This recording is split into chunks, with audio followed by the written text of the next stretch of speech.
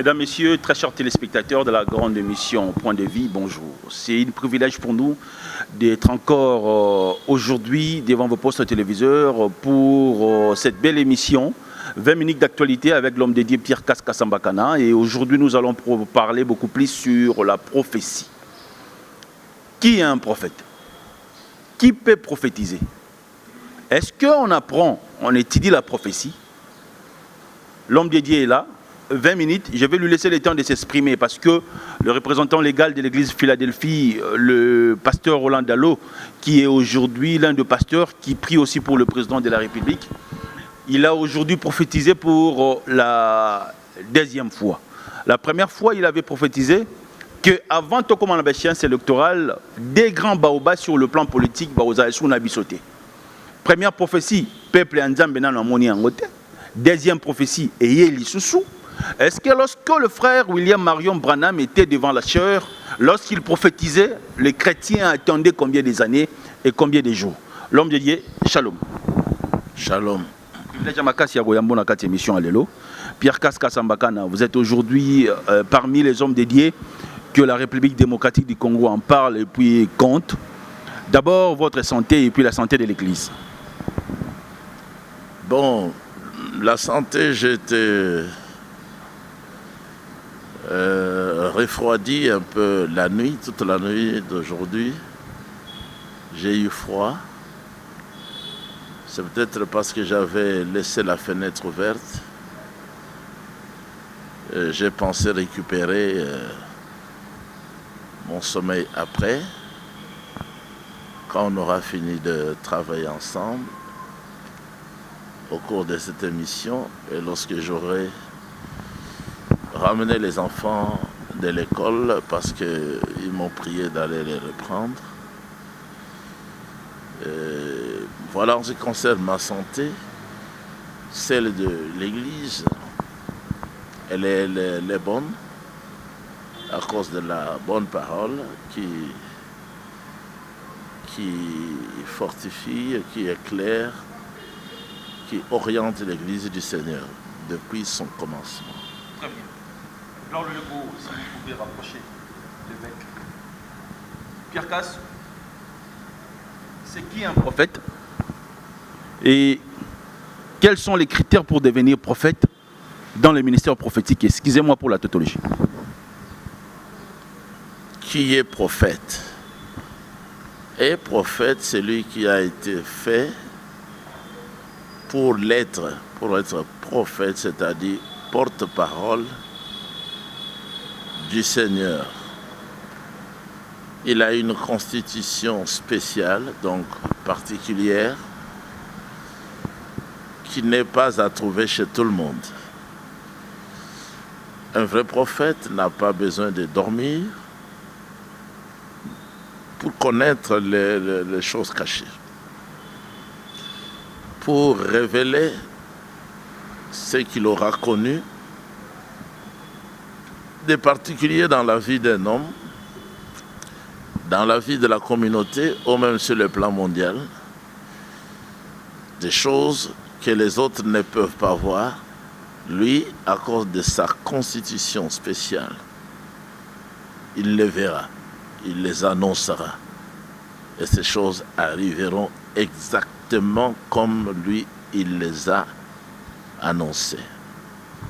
C'est pour ça que vous avez l'exemple de notre père dans la foi, Abraham. Il était né prophète. Il était le porte-parole de Yahweh Elohim. Celui-là, il lui a fait connaître son nom. Mais Elohim a révélé les choses cachées à Abraham, comme il est écrit dans Genèse. Le livre de la Genèse, c'est comme le livre de l'Apocalypse, parce que c'est un livre qui révèle beaucoup de commencements. Commencement de la création, commencement de la foi, commencement.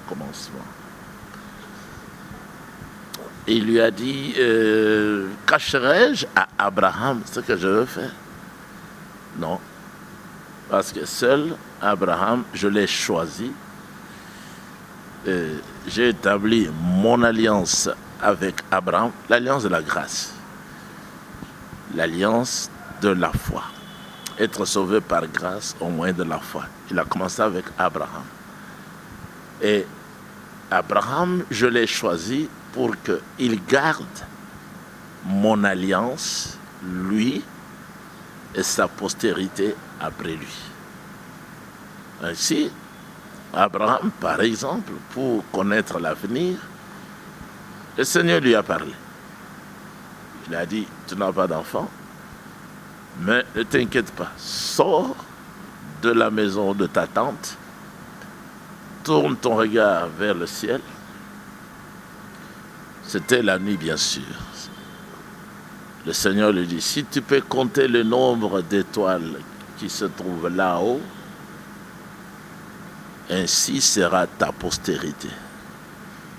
Ta postérité sera nombreuse, comme les étoiles du ciel. Abraham a cru. Et cela lui a été compté comme justice. Il était justifié. Il a marché comme ça. On lui a annoncé aussi, à la même occasion, que Sarah, ta femme, t'enfantera un fils, tu lui donneras le nom d'Isaac. J'établirai mon alliance avec lui et avec sa postérité. Et lorsque le Seigneur parle à Abraham de sa postérité, à lui Abraham, qui devait être également la postérité d'Isaac, la même prophétie, il l'a donné à Jacob. Elohim l'a donné encore à Jacob, fils d'Isaac, la même prophétie, en deux termes identiques. C'était Yeshua HaMashiach. Et à travers Yeshua, l'église que nous sommes. Mais avant Yeshua, dans la Nouvelle Alliance, c'était les enfants d'Israël.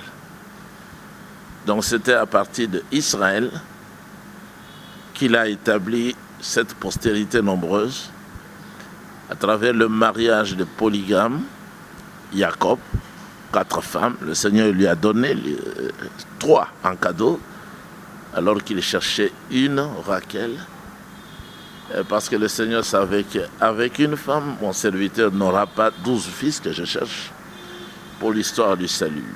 Donc je lui fais cadeau, je lui fais un don de 3 autres femmes, il a eu 4. Léa a mis au monde 6 enfants. Les 3 autres ont mis ensemble chacune 2, ce qui a fait au total 12. Il faut compter aussi que Léa avait mis au monde une fille qu'on ne compte pas dans ce recensement, dans la généalogie.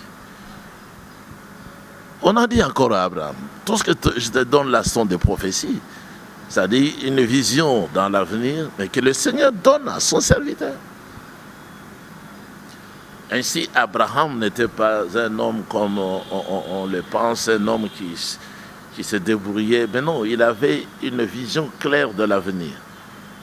Au chapitre 15, le Seigneur lui dit aussi, sache que ta descendance séjournera dans un pays qui ne lui sera pas propre, c'est-à-dire en Égypte. Là, on lui parle en Canaan, Kenaan. Le nom de celui-là, c'était Kenaan. Là-bas, ta postérité sera maltraitée, donc asservie comme esclave, comme telle, mais à la 4e génération. Donc, il y a même des précisions. Moi, je vais délivrer ta postérité de ce pays-là. Et ta postérité sortira de ce pays-là avec des grands biens.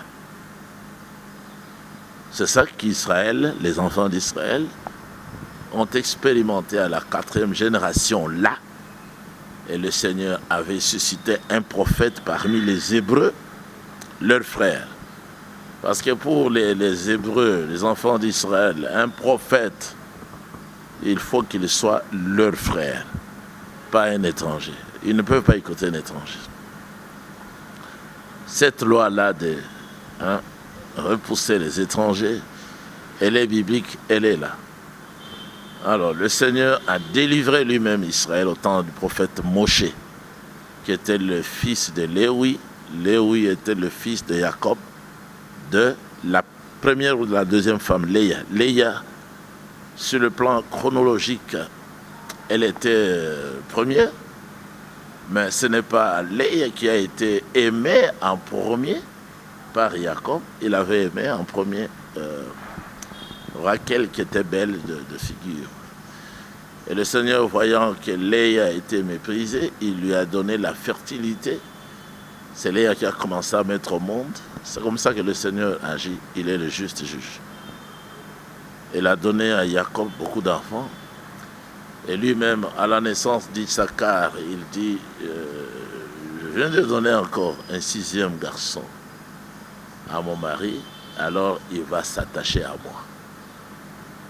Et donc, voilà ce qu'on appelle les prophéties. Des Écritures, ça, ce sont les prophéties que le Seigneur donne. Lui-même, il donne en vision ou en parole. C'est comme ça qu'il a parlé avec William Branham. Il y a parlé de l'avenir, ce que nous sommes en train de vivre, de la guerre en Ukraine, de la montée d'une femme en poste de responsabilité aux États-Unis, et de l'effacement par une bombe subite de l'Amérique par la Russie. Ça, ce ne sont pas des tâtonnements. Le Seigneur a parlé au prophète Branham qui a annoncé. Donc voilà un prophète. Il a cette particularité d'avoir les deux consciences ensemble pour qu'il n'aille pas chercher à dormir, pour rêver. Il a la conscience et le subconscient ensemble. Il te voit, mais dans ta vie, te révéler les particularités peut-être que tu ne connais pas, mais que tu verras demain ou après-demain ou même 10 ans après. Très bien. Le pasteur Roland Dallot, qui est le représentant légal de l'église Philadelphie, l'avait prophétisé pour la première fois qu'avant les élections, on va perdre des baobabs sur le plan politique dans notre pays. Et aujourd'hui encore, il vient de prophétiser qu'il y a 4 présidents africains qui sont aujourd'hui animés d'une mauvaise volonté de ne plus voir le président Tshisekedi en vie. Est-ce qu'il faut discerner cette prophétie ou bien il faut considérer cette prophétie? Premièrement, les Congolais ou les vrais croyants n'ont rien à voir avec des tâtonnements de ce genre, avec des spéculations de ce genre, avec un commerce dans le spirituel de ce genre-là autour du chef de l'État. Vous savez que le premier qui avait annoncé des choses comme ça, troublantes, je pense qu'aujourd'hui il est aux côtés du président. Et il s'est tu, ne prophétise plus. Celui qui a prophétisé, qui tâtonne, qui ne donne aucun nom, qui ne donne pas de nom, alors que les Congolais savent déjà quels sont les présidents africains qui n'aiment pas les nôtres. Ils les connaissent. Tout le monde sait que Kagame n'est pas d'accord, n'aime pas notre président. Mugabe, là-bas, pas Mugabe, en Ouganda, on n'aime pas, on cite même l'autre voisin. Il ne faut pas être prophète pour voir ça, c'est socialement visible. Donc ça ne demande pas que quelqu'un aille fermer les yeux pour venir tâtonner. Non, ce n'est pas vrai. Ce n'est pas aussi une prophétie parce que celui qui a donné ça n'est pas prophète. Moi je vous dis que chez nous, nous n'avons aucun prophète. Amen. En RDC, il n'y a aucun prophète. Tous, ils essaient d'imiter le ministère prophétique du prophète William Marion Branham, dont nous avons les prophéties qui sont établies de manière claire. Quand il a parlé de Mussolini, cela est arrivé quand il a cité le nom d'Adolf Hitler, c'était 2 ou 3 dizaines d'années avant que celui-là vienne et puis qu'il soit dictateur. Il a même signifié son origine, il a dit il n'est pas allemand, il ne sera pas allemand, il sera autrichien, Adolf Hitler. Mais voici ce qu'il fera. Il fera ceci et cela. Mais sa mort ou sa fin sera mystérieuse. C'est ce qui est arrivé. La mort de Mussolini sera elle aussi mystérieuse. Mussolini ira envahir l'Éthiopie. Et jusqu'à aujourd'hui, on n'aime pas les Italiens, les Romains en Éthiopie. Notre frère que tu connais, qui a été ministre dans le gouvernement passé, il a été en Éthiopie, il a vu comment les Éthiopiens sont contre les Romains, contre les catholiques, à cause de cette guerre-là qui avait été imposée à l'Éthiopie par les Italiens pour prendre leur pays. L'Éthiopie demeure le seul vrai pays en Afrique qui n'a pas connu de colonisation. J'avais repoussé ces gens-là. Voilà les prophéties qui viennent de la part d'un vrai prophète, né prophète. Il a commencé à prophétiser dès l'âge de 9 ans. Merci. C'est avec plaisir que nous étions avec l'évêque Pierre Kass-Kasambakana. On va commencer à travailler comme ça. L'émission va déjà être en ligne aujourd'hui et ça va passer 7 fois par semaine dans notre chaîne Tingui Télévision. On va mettre le numéro de l'évêque Pierre Kass. Ne m'appelez pas concernant les destins prophétiques de la RDC. On va mettre le numéro de l'évêque. Toutes les questions sur le plan spirituel posées à l'évêque, écrivez-nous aussi et nous allons revenir ici après une semaine pour poser encore des questions sur le plan spirituel. Merci évêque.